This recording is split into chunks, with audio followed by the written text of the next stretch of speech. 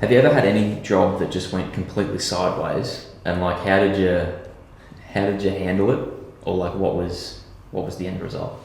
I wouldn't say we've had a job that's gone completely sideways. I'd just say, every job has its times where things go wrong. I'd just say just trying to keep your composure. I'm still working on this consistently daily. Like, things tick me off, but the sooner you get used to them ticking you off, the quicker you can get over and solve a problem. That's really what you're trying to get to as well, is you want the problem solved. It's not kick and scream about things all you want. Yeah, you can, but it won't solve. I don't know, I just feel that the more problems you have, the better you are at dealing with them, and then the less problems you have, because they're not a problem anymore. Yeah. Because you've dealt with it before. Yeah, it's an easy fix, or no worries, or you put a process in place to avoid it next time.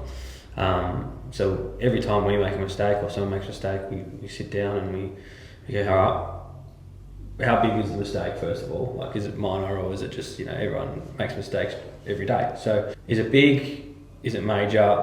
How do we stop this happening next time? And me and my project manager just have a chat on the phone every night and just discuss what went right, what went wrong. At the end of the week, we chat about it, and I just consistently think of ideas on how to improve. So, we write processes, we write questionnaires, we write, daily team huddles that we call, my project manager calls the guys, 10 o'clock and 2 o'clock, sees what's going on, how they've gone, what's happened, is there any problems, need materials. And we've developed like a 10 questionnaire that just allows Todd to just get to the point. It's not a chit chat. Let's go. What do we need? When do we need it? What's happened? We get all the information we need and relays it back to me.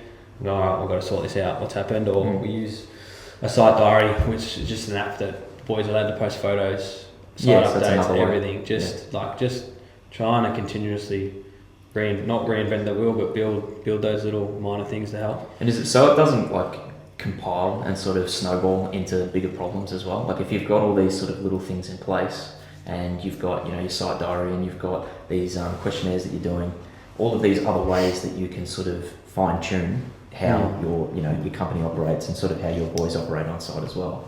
That's sort of how you're able to sort of limit the mistakes that are happening, and sort of limit the defects because that's obviously another thing that comes into it. Is I do get phone calls all the time of blokes going, well, they've come back to me with this big defect list, and I thought that it was, I didn't think there was that many defects. And have you had dramas in the past where maybe sometimes there's a little bit too much on the defect list, or I guess they've probably put some mayo on it, and they've put on there that these things need to be fixed, and they're probably up to code as well? Have you had any dramas with that in the past? Yes, I have. Yes, there definitely is.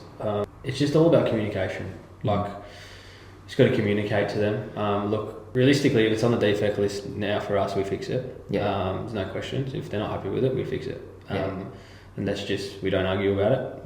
We'll just say, oh yeah, that's no worries.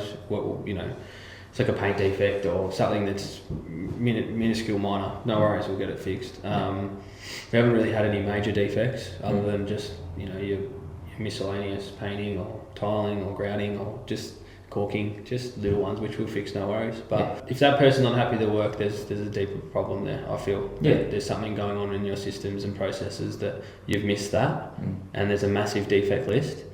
Well, I think you don't need to blame the person that's provided you the defect list. I think you need to go back and look at what's going on in your company. Have a look in the mirror. And go, all right, well, how are we going to avoid this next time? And I would just fix all the defects and keep a relationship strong.